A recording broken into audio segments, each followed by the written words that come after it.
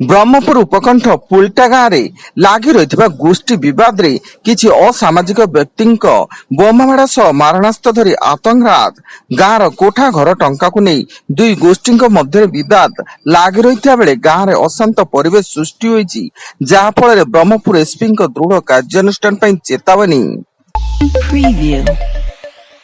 कटक खाननगर रे bridge slab भुशुड़ी 3 जन श्रमिकों मृत्यु घटनार मुख्यमंत्री मोहन चरण माझी तदंत निर्देश देवा सह मृतकों परिवार प्रति 5 लाख टंका लेखाएं अनुकंपा राशि घोषणा करछन्ती। यह सहित मृतकों परिवार प्रति समवेदना जणाइछन्ती।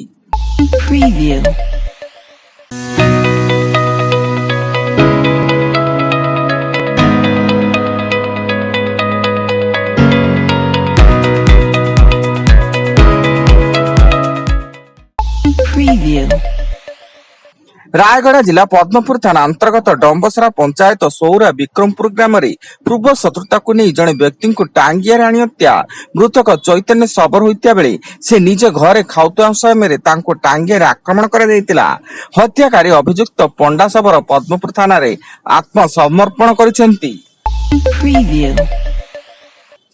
ब्रह्मपुर गोपालपुर थाना पुलिस पक्षर जातीय राजपथ में गाड़ी जांच बेले एक कार 48 केजी ओजन गंजेई जबत एवं जन को गिरफ्त कर कोर्ट चालाण कर कार 2टी मोबाइल 1670 टंका पान कार्ड आदि नथिपत्र जबत होईछि।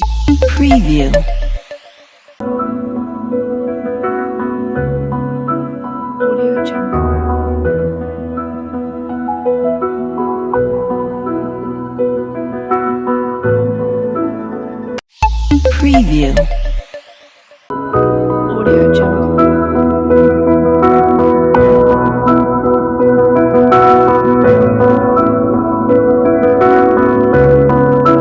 Audio Jungle.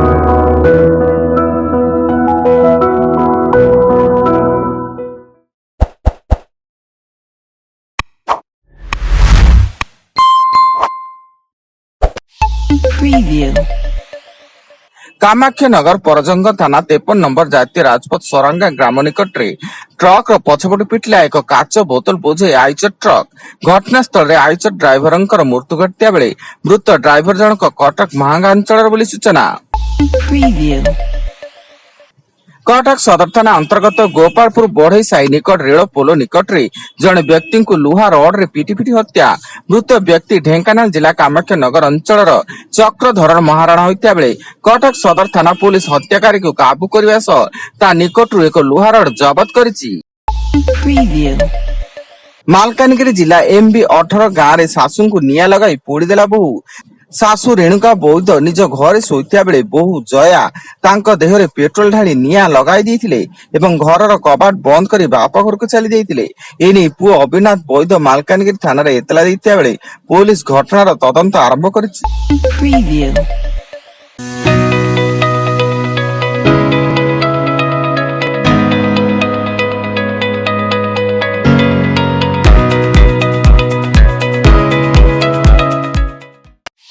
Preview.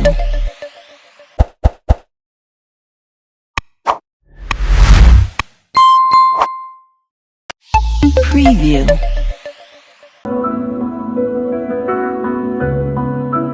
Audio Jungle.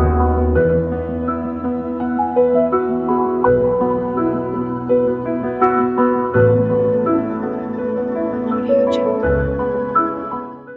Preview. Sambalpur Jujumura block मुआ बोरंगा माला धातोलांड मुंडरे वृद्धा को कचाड़ी देला दंता जहाँपर वृद्धा संतोष को घटनास्थल उद्धार करी निकटस्थ मेडिकल रे भर्ती कर दैतिया बेले सेठारे डाक्टर तांको मृत घोषणा करथिले। जगतसिंहपुर जिला पारादीप बंदर निषेधांचल हाईवा को धक्का देला लुहापथर बोझे ट्रक एथिरे 2 जन हाईवा ड्राइवर मृत्यु घटिया बेले 2 मृतक हेले अस्तरंगर रत्नाकर स्वाई संडकुदर चंदन जेना एवं पाकिस्तानी स्त्री सीआरपीएफ जड़े जवान मुन्नीर अहमद चाकिर बहिष्कृत होईछि।